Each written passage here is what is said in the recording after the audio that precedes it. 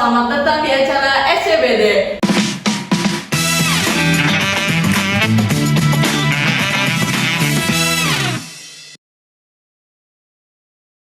Sebelumnya, perkenalkan nama aku Raisya Nursia. Di sini aku sebagai host dari acara sharing, curhat, dan bonding bersama alumni. Oke, jadi di sini kita udah kedatangan narasumber yang keren banget nih guys. Boleh kita sapa langsung aja guys ini. Halo Kak. Boleh mungkin kenalan dulu sama teman-teman yang lagi nonton? Oke, kenalin aku Destri Pramesti, bisa dipanggil Destri dari Kimia Angkatan 2021. Kebetulan kemarin baru lulus di tanggal 10 Juni. Makasih udah undang aku ya di acara SCBD ini. Aku sangat senang dan bisa ikut untuk share bersama ya tentang kehidupan perkuliahan. Aku juga senang banget nih Kak, makasih Kak udah menyempatkan untuk hadir di acara kita ini. Oke, kalau boleh tahu kan Kakak baru lulus kemarin nih Kak. Kalau boleh tahu aku judul skripsi yang Kakak ambil tuh apa sih Kak? Oke, buat judulnya, buat peminatannya aku ambil kimia analitik. Judulnya pengaruh laju air terhadap penurunan kadar amonia dan nitrat limbah cair rumah pemotongan ayam menggunakan metode elektrokoagulasi kontinu dengan elektrode aluminium. Wow, Kak, aku sebagai sebentar awal aku pengen nanya dong itu kira-kira membahas apa aja ya Kak? Oke, karena judulnya ada rumah pemotongan ayam gitu ya, limbah cair gitu. Jadi kita ambil limbah cair dari rumah pemotongan ayam. Buat tempatnya itu kita ambilnya yang di Jalan Ahmad Zailani. Jadi di kampus, di belakang kampus. Di belakang kampus ya. Terus dari limbah itu kita olah pakai metode namanya elektrokoagulasi kontinu. Mungkin teman-teman udah tahu yang namanya koagulasi. Itu kalau anak kimia pasti tahu koagulasi itu penggumpalan gitu ya. Jadi nanti limbah cairnya itu kita gumpalin. Jadi nanti pemotor kimianya menggumpal ya. Jadi nanti pemotornya itu berkurang gitu. Nah kan ada maaf nih ada judulnya pengaruh laju air gitu ya. Nah kenapa? Karena kita pakai elektrokoagulasinya kontinu mengalir terus jadi nggak stop ya dia berarti ya Kak? Iya. Oke, terus kira-kira alasan Kakak ngambil dengan judul kayak sepanjang gitu tuh apa ya Kak? Oke, sebenarnya itu karena dosen pembimbing sih. Dosen pembimbing. Kebetulan aku sama Bu Suyata kita, beliau itu spesialis elektrokimia ya, dan kebetulan beliau emang suka ngambil topik tentang limbah cair gitu. Nih Kak, kan untuk lulus ataupun dapat judul skripsi yang kayak gitu kan emang agak sulit ya Kak, apalagi pas lagi ngerjain pasti banyak banget kesulitan yang Kakak hadapi gitu. Kira-kira ada gak kesulitan yang Kakak hadapi selama mengerjakan skripsi itu? Artinya banyak ya. Boleh kan satu persatu atau enggak aja mungkin?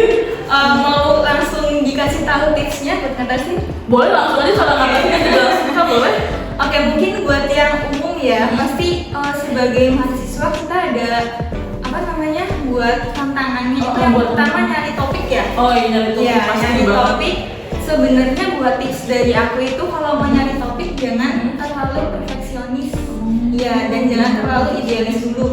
Kan kalau misal kita perfeksionis nih, pengen topik yang bagus dan jarang banget itu dibahas, nanti bisa jadi setelah kita kerjain tuh di jalan ternyata susah. Nah, karena topik kita susah, kan jadi kita sendiri yang bingung kan. Stuck sendiri ya. Jadi yang penting kita cari topik yang ada datanya dan sekiranya kita bisa nyelesain sampai akhir. Alhamdulillah ya Kak. Lancar berarti ya Kak. Alhamdulillah ya Kak. Oke. Terus aku dengar juga kemarin kan Kakak 2021 baru lulus kemarin, berarti dapat predikat dengan pujian atau kumlat juga dong Kak itu. Alhamdulillah ya Kak. Terus kira-kira terus nih, aku pengen tanya dong kira-kira dari Kakak sendiri sebagai alumni dari jurusan kimia, mata kuliah apa sih Kak yang harus kita perhatikan banget gitu? Buat mata kuliahnya mungkin yang harus banget diperhatikan itu mata kuliah wajib ya, dari semester 1 sampai 4. Semester 4? Sampai semester 4 tuh kalau nggak salah masih ada mata kuliah wajib. Iya masih. Bahkan kalau di kimia tuh masih ada sampai semester 5 SKO ya, SKO statistika kimia itu juga ada. Terus mungkin dulu tuh ada yang namanya mata kuliah pilihan wajib bidang. Nah, jadi sekarang tuh udah nggak ada. Soalnya kan mahasiswanya semakin banyak ya. Sementara kalau misal ada mata kuliah pilihan wajib bidang itu kan harus diambil kalau mau TA di bidang itu gitu. Nah kalau misal di kimia analitik nih, itu ada yang namanya kromatografi sama analitik lingkungan. Jadi itu dulu kalau misal pengen TA di analitik harus ambil seenggaknya salah satu di antara dua itu. Anak kimia boleh dicatat itu dari kakaknya langsung lah ini cum laude guys. Oke, jadi aku pengen lanjut lagi nih ya kak. Setahu aku ya kakak kan sebelumnya tuh sibuk banget ya kayak di kepanitiaan, ikut organisasi mungkin ya. Aku pengen tanya dong, cara kakak buat menyeimbangkan atau menstabilkan akademik kakak itu gimana sih kak? Oke, karena aku juga sebelumnya itu ikut organisasi sama kepanitiaan beberapa, dan aku juga anak kimia yang gak jauh dari kota Laprak gitu ya. Jadi kalau misal kita nih anak organisasi kan pasti ada yang namanya rapat gitu kan. Terus apalagi kalau misal kepanitiaan deket-deket hari Rabu kan itu sibuk banget ya. Jadi kalau misal cara menyeimbangkan antara akademik dan non akademiknya, mungkin sebelum hari acara kan kita udah tahu ya hari-harinya kapan gitu. Jadi kita nyicil tuh lapraknya. Jadi nggak ada kata yang namanya terlambat laprak gitu. Dan kalau misal tugas ya, kita kan juga tahu kan kalau misal deadline-nya kapan. Jadi sebelum deadline kalau bisa dikerjain. Dan kalaupun misalnya kita dapat kelompok yang pasif, sedangkan kita dikejar waktu buat bagi sama organisasi. Gak apa-apa banget kalau misal kita bahasa Jawanya itu ngoprak-ngoprak dulu, biar pada jalan gitu. Ngegendong kelompok dulu gitu ya kak, ini nyawa bahasanya mungkin ya. Mungkin coba aku stop dulu kayak pembahasan akademik. Aku pengen nanya nih kehidupan kakak di luar akademik itu gimana sih kak? Mungkin kayak di kepanitiaan, cara kakak berteman atau bersosial itu gimana sih? Oke, buat organisasi ya dulu tuh pertama aku masuk ke kampus itu waktu COVID ya. Nah jadi dulu tuh panitia yang pertama tuh sidang umum, dan emang sama pendamping ospek dulu tuh disuruh ikut kepanitiaan sama organisasi. Jadi kan kita kan waktu maba udah ada kuliah tetap masih ada ospek kan ya. Gitu, jadi sama pendampingnya tuh kalian aktif aja gitu. Dan organisasi pertama aku waktu itu tuh GBS, PSN GBS. Terus habis itu setelah itu aku juga join Himakim, dan alhamdulillah karena mungkin aku agak rajin kali ya aktif. Alhamdulillah aku 2 periode dan naik jabatan jadi kadif Kesawak gitu bisa jadi. Wow, itu aja kita harus rajin tuh lihat kades guys. Oke, mungkin cukup ya kak pertanyaan dari kita. Aku mungkin boleh langsung lanjut ke pertanyaan dari Kak Emi-nya sendiri. Boleh? Aku bacain ya kak pertanyaan pertama. Mungkin tips and trick lulus kurang dari 4 tahun tuh apa sih kak? Pertanyaannya. Oke, tips and trick ya. Yang pertama tadi kita harus fokus ke akademik, walaupun sebenarnya ada kegiatan non akademik juga ya. Jadi kita pintar-pintar bagi waktu antara yang akademik dan non akademik. Jangan sampai gara-gara kita join organisasi banyak-banyak, yang akademiknya jadi ketinggalan gitu. Terus yang kedua, kita harus tanggung jawab, kan namanya mahasiswa ya, ada tanggung jawab sendiri kan. Yang pertama jangan sering-sering titip absen. Terus yang kedua, jangan sering-sering plagiat sama teman gitu. Kalau misal siapa dong tugasnya apa gimana gitu kan ya. Terus yang ketiga, dengerin dosen. Nah kalau misal kalian gak bisa aktif bertanya atau menjawab pertanyaan dari dosen, itu minimal banget harus mendengarkan dosen gitu. Kalian jangan tidur atau ngerjain laprak kalau lagi kuliah. Oke, aku lanjut ya kak ke pertanyaan kedua nih. Menurut kakak sendiri, buat mahasiswa tuh lebih baik mereka ikutan kepanitiaan, organisasi atau magang? Kalau bisa semuanya. Kalau bisa semuanya. Ya, kalau bisa mungkin semuanya. kakak bisa menjelaskan mungkin benefit dari ikut kepanitiaan, organisasi ataupun magangnya sendiri? Oke, mungkin yang pertama ikut organisasi atau kepanitiaan gitu ya. Boleh. Karena sebenarnya setiap semester itu ada masanya. Kalau misal semester 2, 3, 4 itu boleh lagi aktif-aktifnya organisasi sama kepanitiaan. Terus semester 5 kan kita magang tuh. Sebenarnya setiap semester ada masanya. Nah kalau misal benefitnya, ikut organisasi atau kepanitiaan sebenarnya seperti yang teman-teman sering denger ya mungkin buat menambah relasi gitu. Tapi itu bener banget soalnya kita juga butuh yang namanya ini realistis aja ya, awetan gitu kan. Kita nggak bisa minta awetan kalau kita nggak kenal Karatika. Terus yang kedua apa namanya benefit magang. Ini sebenarnya penting banget soalnya kan kita kalau fresh graduate perusahaan itu nyarinya yang udah ada pengalamannya, sedangkan kita kan fresh graduate tuh baru lahir belum ada pengalaman. Tapi kalau kita udah pernah ikut magang itu boleh banget dimasukin ke CV gitu. Kalau boleh tahu, aku boleh tahu sih aku magang di mana kemarin? Aku kemarin magang di BMPT, itu instansi dari Kementerian RI, tempatnya di Bandung. Kalau boleh tahu kakak di sana tempat magangnya ngapain aja kak? Mungkin bisa jadi gambaran aja buat teman-teman yang lagi nonton. Oke, kalau di BMPT sendiri kebetulan kemarin aku dimasukin ke laboratorium kimia cat. Jadi khusus buat analisis cat. Sebenarnya karena BMPT itu fokusnya ke bahan dan barang teknik, semuanya ada analisis di sana gitu. Tapi dibagi divisi-divisi kan. Jadi kebetulan aku masuk ke divisi yang kimia cat. Jadi di sana aku analisis sifat fisik sama kimianya, entah itu dari cat tembok, cat marka jalan, tahu yang garis-garis putih, itu dianalisis. Terus habis itu cat pelapis tabung gas. Nah ternyata tabung gas yang ada warnanya itu warna apa sih? Hijau gitu. Sebenarnya juga ada standar SNI-nya gitu. Berarti kalau nggak ngikutin standar tuh kira-kira apa yang akan terjadi kak? Kalau kayak gitu. Kalau misal nggak lolos ya, nggak lolos standar, bisa dibikin formula yang baru gitu. Kan kita di sana tuh tugasnya cuma ngetes dia tuh sesuai SNI nggak gitu. Wow, keren banget kak tempat magangnya. Mungkin aku boleh lanjut ya kak. Nah, pertanyaan ketiga, cara belajar dengan space waktu yang sedikit karena ikut kepanitiaan tuh kira-kira gimana kak? Oke, belajar ya? Iya, cara belajarnya. Oke, yang pertama mungkin belajarnya bareng temen. Karena kalau misal kita belajar sendiri kan kalau kita nggak tahu bingung kan mau tanya ke siapa. Kalau misal kita belajar bareng teman bisa saling melengkapi. Kayak misal aku nggak tahu ini kamu ngajarin ini, kamu nggak tahu ini aku ngajarin ini gitu.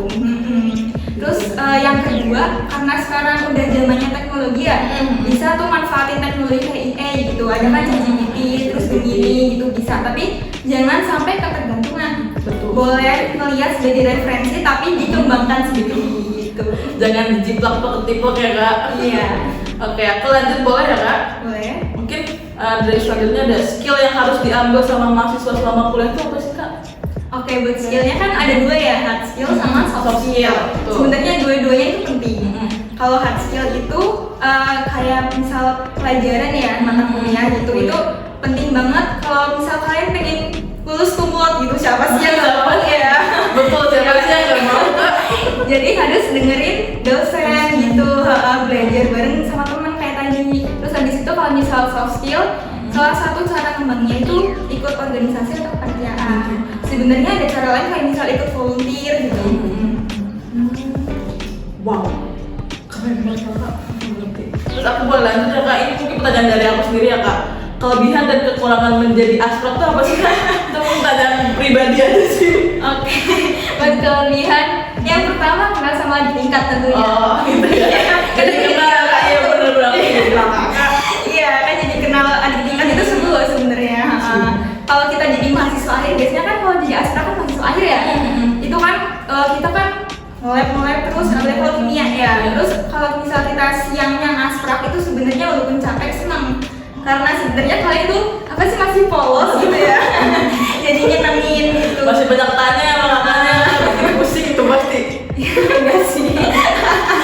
Terus yang kedua, yang namanya aspek itu kan pasti ada honornya ya. Oh, alhamdulillah. Iya, jadi kalau misal daripada kita nganggur kan ya, mahasiswa semester akhir kan itu apalagi sih selain penelitian gitu kan. Jadi kita bisa nyambi sambil master. Jadi enaknya itu nyambi tapi kita dapat duit gitu. Bayaran ya di kampus. Terus kalau kekurangannya mungkin walaupun tadi asik ya, tetap ada capeknya. Iya, apalagi kalau misal mahasiswanya banyak, kan kimia semua jurusan selain kimia juga ya mungkin itu kan setiap tahunnya ditambah ya kuotanya. Jadi kalau misal kita satu meja praktikum itu banyak banget orangnya dan semuanya ngobrol sendiri itu sebenarnya capek ya kan? Iya. Apalagi kalau udah gak kedengeran suara kakaknya, aku banting sama teman-teman yang lain. Iya benar. Aku lanjut boleh kak, ini mungkin pertanyaan terakhir kali ya kak. Prinsip apa sih kak yang selalu kakak pegang dari awal masuk ke kampus sampai sekarang udah lulus gini? Oke, prinsip ya. Mungkin yang pertama jaga integritas akademiknya. Yang pertama itu kayak yang tadi aku bilang, jangan plagiasi. Jangan plagiasi. Yang kedua, jangan nyontek. Kan kita kan lebih bangga kalau misal nilai kita itu pas-pas, tapi dengan usaha sendiri daripada nyontek. Tetapi karena itu jalur curang gitu ya. Dan sebenarnya kalau nyontek itu kita juga dapat citra yang jelek loh di mata teman-teman kan gak mau kan kalau misalnya terkenal Raisya nih tukang nyontek gitu kan. Terus yang kedua prinsipnya ya karena kita mahasiswa tanggung jawab sama tugas. Kalau misal walaupun kita sibuk organisasi kayak tadi tetap prioritasin akademik. Kayak misal bagi waktu antara ngerjain tugas sama rapat gitu. Mungkin prinsip yang ketiga ini cukup penting sih, jaga relasi. Iya, entah itu sama dosen maupun sama teman kuliah. Kan kebanyakan orang kuliah itu kan merantau ya, jauh dari keluarga. Kalau misal kita jauh dari keluarga dan di sini kita nggak ada teman itu sedih banget kan? Dan kebanyakan orang yang kayak gitu pasti ikut UTBK lagi karena stres. Kalau misal kita punya teman di sini itu percaya deh kuliah 4 tahun itu gak terasa karena happy. Sedih banget ya kalau nggak punya temen, sumpah. Iya benar.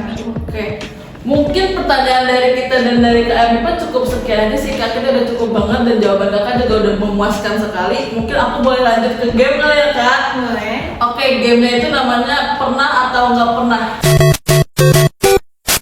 Nanti ada pertanyaan dari teman-teman yang bakal dibaca itu, nanti kakak bakal dikasih tokat aja ya. Nanti kalau kakak jawabannya nggak pernah mungkin boleh dibalik yang pernah, kalau pernah mungkin dibalik pernah juga. Terus nanti mungkin kakak bisa tambahin alasannya. Kalau nggak pernah kenapa, kalau pernah juga kenapa. Boleh? Oke, mulai dari nomor 1 ya. Yang pertama pertanyaannya adalah bolos kuliah karena lagi males, pernah atau nggak pernah nih kak? Pernah. Tetap pernah ya guys, ada sini juga. Oke, mungkin buat alasannya ya. Buat alasannya. Kalian pasti pernah dengar kayak ada jatah bolos. Iya, ada bolos 3 kali ya kak. Jadi waktu itu tuh sempet ada mata kuliah, adalah analitik gitu ya. Ada pilihan itu, namanya pilihan. Itu tuh siang-siang dan panas banget ya. Dan kita tuh dulu belum punya gedung C. Jadi kita masih pinjam IAB. Dan itu ruangannya sekecil ini. Sedangkan itu mata kuliah pilihan dan itu pilihan yang favorit. Banyak banget orangnya. Dan itu tuh males kan panas-panas jadi mulai terasa. Jadi tetap pernah ya kak. Boleh dilanjut? Oke, lanjut pertanyaan kedua.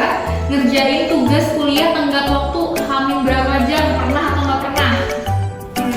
Pernah. Pernah juga. Kira-kira kenapa tuh kak alasannya kak? Karena mungkin kalau misal kita udah deket-deket deadline ya jadi lebih hancur ya otaknya. Tapi sebenarnya jangan dibiasain gitu. Guys, lebih biasain ya guys. Boleh dilanjut aja? Lanjut yang ketiga, nugas di UPT sampai mau tutup, pernah atau nggak pernah nih kak? Nggak pernah. Nggak pernah. Karena warlock ya kak. Iya. Lebih enak di rumah. Betul. Lanjut, telat masuk kelas, pernah atau nggak pernah? Pernah. Pernah juga. Kenapa itu kak? Kalau boleh tahu alasannya kak?